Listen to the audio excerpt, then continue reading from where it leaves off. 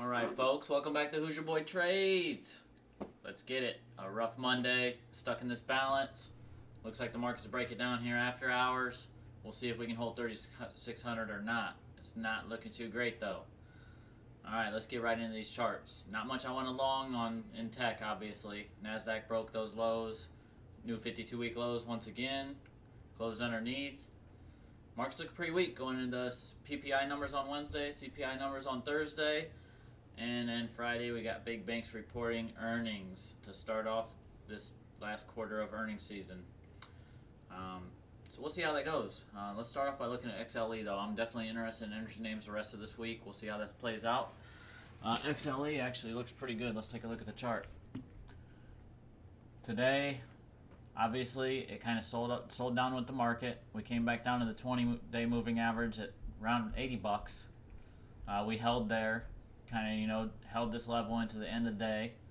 After hours, I'm watching CL crude oil on futures. It looks pretty good. It's back over. Let's see, where was it last time I looked at it here? It kind of sold off a little bit. It did pop up to a 91.30. It's back down to like 90.84. All right, but like I was saying with XLE, we did come down to test that 80. But it looks like we can potentially hold this previous balance back here. We want to see this start to consolidate a little bit and hold these levels. Might have to, wait a little bit longer for a full breakout over, 83.66, 83.50 was the previous high that we made right here on the 7th. So we can see some choppy trading action, for a few days. But I'm in longs for next March, 2023. So I'm still looking for these 52-week highs eventually here on XLE. That's why I'm playing with so much time. Might look for a day trade or a shorter term trade. I don't want to be playing a lot closer strike, closer to 80 instead of 90. But we'll kind of see how it does tomorrow. If it can hold this level and start to, consolidate here. We might look for a trade off 80 if it stays above. But that's to be continued. We saw, tech just got beat down again, especially semiconductors leading the way. Nvidia all the way down to under 116 today. We got to go all the way back to March 2021 to see that level. And so far they did hold that 115.32 back from here on the 4th of March 2021. Let's see, the next spot I'll be looking at, looks like we have a little bit of a volume right here at 105 area. But yeah, in the near term, I think, if we get a little bit of a relief rally, we could play a bounce back up to 120. Just on a short little day trade. I do want to be starting to add shares here, though. That's just my opinion. I'll dollar cost average into these down. Even if we want to go back down here and see 80, 88, if we want to see 78. But this is a good starting point in my opinion. Semiconductors aren't going nowhere. There's some bad environment right now. Cyclical stocks. So we got that news on China. Obviously, our leadership does not want to do a lot of business with China when it comes to semiconductors. Then also looking at AMD. Let's go with Nvidia. Kind of terrible looking as well. Definitely got a little bit of buying pressure towards the end of the day. Held some relative strength. Bought it back up into the top of this, previous pivots or previous consolidation, and balances back here from 2020. But I think, we got room to fall down to this volume shelf here. We're looking around 48.50 area. I did start long at the top of this, and I'll dollar cost average into the bottom of this range too. I don't think we'll see much lower than that, but if we do, we could come down here and see 37 as well. But I think that's going to take a lot longer to get to that. I expect to see a pop, especially if we come down to this volume shelf here at 48, 48.50 to 49 area. push it back up through here for a test of 52, possibly even higher if we get a nice relief rally into the end of the year, which I'm still expecting. Regardless, market looks terrible right now.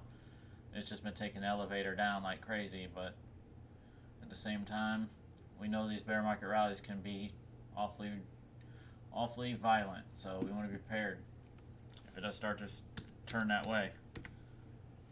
And expect those inflation numbers to be bad, but if they come in under expectations, the market can rally. So it's all going to come down to data this week and the big banks reporting, so we need to keep an eye on that.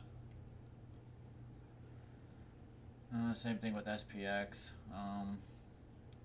We kind of looked at SPY a little bit. SPX, I like these levels a little bit better because it's more what I look at. We still got these pre-COVID highs down here to contend with, 33.94 area. Let's see, so far we have held this previous pivot up here from August 2020. The next one down is the 12th of October from 2020. That's going to be right around 35.28. And we might actually see that this week. I think that's a real possibility we see as low as that this week. I do think buyers will try and save it there once again, though, and we can end up, in another balance. But if we do break through that, these pre-COVID highs can come really fast. And, looking into next year, I'm expecting a lot lower. I think we could see these levels down here, looking back to 2019, that 2900 area on SPX. I think looks like 2956 or so, give or take a few points, would be like my first target. Long term though, definitely not expecting to see that anytime soon. I think we see another little rally and one more big trend down that's probably going to really hurt. But that could take, up to a year to actually happen. But things are not looking good right now. I'm looking at futures. See, we were pulling back close to 3,600 as I'm talking. Yeah, we're back down to 3,605. Low a day today was at 3,600 even on ES. That is a little bit different than SPX. Let's pull up ES just to see if I can kind of go over that too. Obviously, same chart, similar levels, but when we switched from September to December contracts on futures, we did get about a 15-point divergence. So yeah, 3,600 was the low today, 3,600 even. On ES, we're looking at about 3,389 for the pre-COVID highs, and down to 2949, 2945 area, long term, which I kind of consider this will be the bottom. You can see, the volume shelf. There's a lot of volume. There's going to be a lot of business to be done down here. So I do expect some saving going on there when we do finally reach those levels. Obviously, in the short term, I'm still looking for this level. That's 35.30. So yeah, it's a little bit different. Just a few points. They're starting to close that gap on how many points they were off. When we opened December contracts, it was about 20 points difference between SPX and ES. We have closed that a little bit, so that's good. They're starting to come back together. But obviously, VIX was up around that 34 level today, and that's been a buying opportunity almost every time for a short-term trade on the indexes. So we'll see how it reacts up here. We still haven't seen it push into 40 like you normally expect when you see capitulation, 40 plus. So we'll see if we get that. That could definitely happen this week. We're gonna have to play it by ear with all the data coming out, and then obviously big banks reporting on Friday. Which these big banks, it's not gonna be so much about their earnings as it will be their outlook. So the initial reaction on banks on Friday will not really tell the story until we hear those earnings calls and see how the CEOs are talking on the calls. That's going to be my kind of thinking as we go into bank earnings. Alright folks, that's Who's Your Boy Trades for today. That's kind of what I'm expecting for the rest of the week. Tomorrow I do expect some choppy trading action. I don't think we're going to see much of anything until we get the data this week, and then Obviously, PPI on Wednesday, CPI on Thursday, as I said before, will be huge. And then we also got the big banks reporting on Friday. So we're probably just going to have a rough day tomorrow again. Choppy trading range, stuck in balance. We could break a little bit lower, but I just don't think we're going to see no big move until we actually get this data. So that's kind of what I'm expecting tomorrow. And the rest of the week, we'll just have to play it by ear, see which way they take us. We won't really have no confident setups until after that's done. Remember, check us out on the Discord, in Bullprint. Great community, great vibes, great analysts. You know, you can ask for anything more. We got charting sessions 3 times, sometimes 4 times a week. Check us out.